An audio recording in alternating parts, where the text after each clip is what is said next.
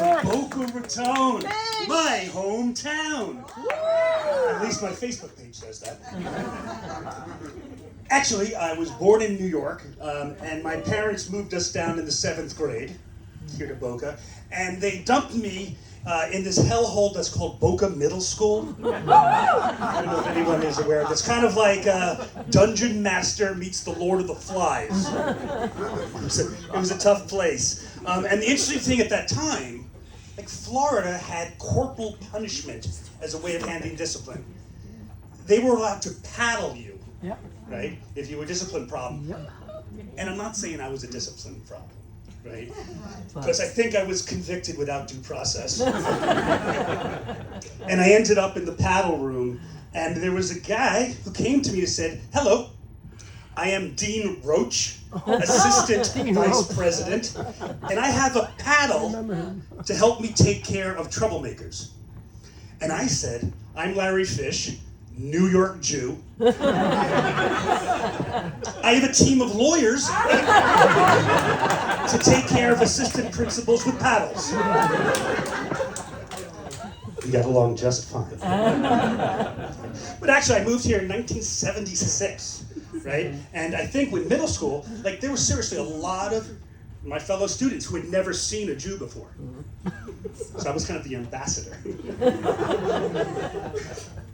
And serious true story, a girl came up to me and said, "I was told that all Jews have horns. Where are your horns?" And I took her aside and I said, "Shh, I've had mine surgically removed. That way it's easier to infiltrate and take over the student council. Because that's what Jews do." Right? But I had my revenge, right? Because that evening I went back home and I called all my New York Jew friends, because that's what we do. And I convinced them to move all down to Boca.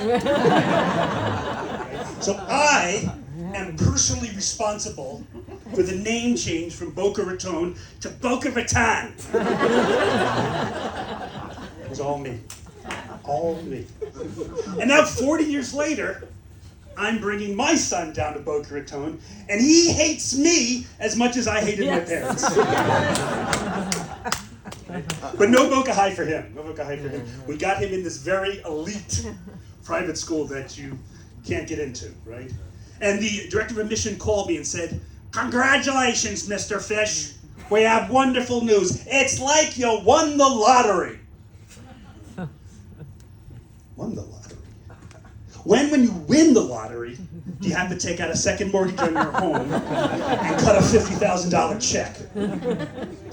I haven't gotten an offer that good since it came in an email from a Nigerian prince. But it's expensive down here with the kid, right? Everything costs so much money. And then we're looking at colleges, and I said, "You know what? I'm not worried at all about paying for college, right? Because he's 13. I'm 62. I'll be dead!"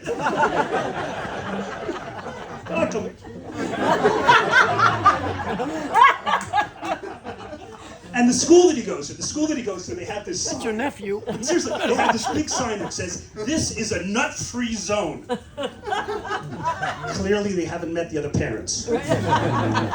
No, so it's about food allergies, right? You know, but not everybody suffers from food allergies, right? Like, you've never seen a dude at the side of the road with a sign that says, "I'll work for food, gluten-free only."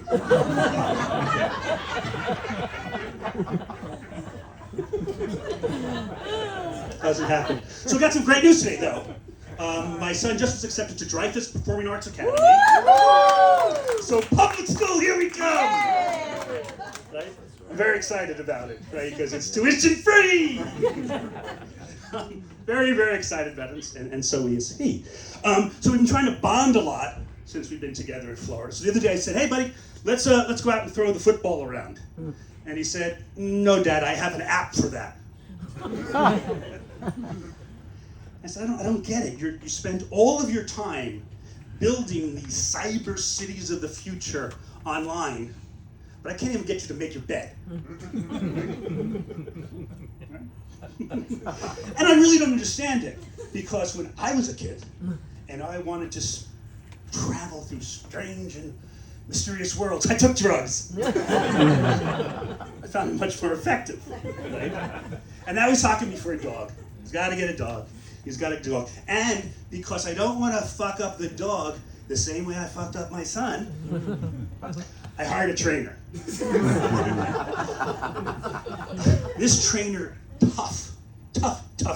She said to me, this dog is not a member of your family. You should not treat this dog like you're a member of your family. This dog is your employee. You must treat this dog like an employee. So I did. And now the dog is suing me for sexual harassment. Seems there was a slight confusion with the term heavy petting. Just saying. Right? When we were kids, had real dogs, right? And golden retrievers, right? Had German shepherds, right? And if there was a dog that was a mixed breed, there was a name for that. A mutt. No, now they're designer hybrids. Right? Have you seen these little mutant fluff balls? Right? I mean, there's the golden doodle, just taking a golden retriever and mixing it with a poodle. There's the cabochon, which is taking a King Charles Cavalier, mixing it with a Bichon. Right? Our dog is a Shih Tzu. It's a Shih Tzu mixed with French pastry. It's really, really cute. But if you accidentally step on him, vanilla cream shoots at his ass. Figure that out. But why just dogs? Why don't we take this to people as well, right? So there's a dog called a cockapoo, which is a cocker spaniel mixed with a poodle. My son's a cockatoo. He's bred for academic excellence, but has a really big caca, which is not native to the purebred Jew.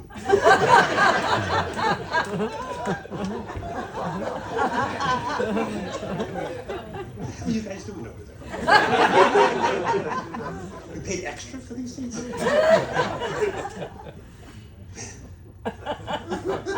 Right, the dog's great. We love the dog, and it just brought so much joy and love to our world. But then I see other people.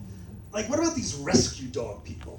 Do you know anybody who is a rescue dog person? Mm-hmm. Like, they act like they burst into a fiery building to save little Fifi. But really, they just went to the return window at Petco and said, "What do you got that's bent? What do you got? A poop that's kind of looks funny?" Right? But they're so smug, right? But I don't understand. So if a guy goes to a rescue shelter and gets a dog, he's a hero.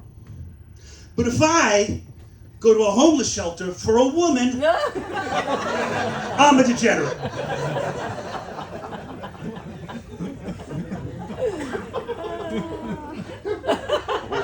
Don't seem right. And though recently I said, I got an emotional support dog. But I found out he needs far more emotional support than I can provide. I mean, the other time I came home, and he actually had overdosed on heart moon pills. But this is where I found out his whole thing is based on insecurity, right? He's insecure because he's not a service dog. Service dogs get to go in the finest restaurants. Service dogs get into that's it. He's not. And he literally, this poor, pathetic dog just sits there. And anytime one of those vested things go by, he says, "Damn, that dude is saving lives. And all I'm doing is not shitting on the carpeting." That's all he's got. But actually, I got rid of the emotional support dog. And I got a financial support dog. I mean, this is working out much better. Except lately, I'm kind of concerned that he considers me his bitch. But Florida has been great, because once again, we've done it. And I was thinking with all these things and these names, so like, I have a name that I want people to call me. No one has though. And that's a DILF. Right? So it's kind of like a MILF, but for guys. So I went to an inappropriately young woman and asked her if she thought I was a DILF. And she said, no. No.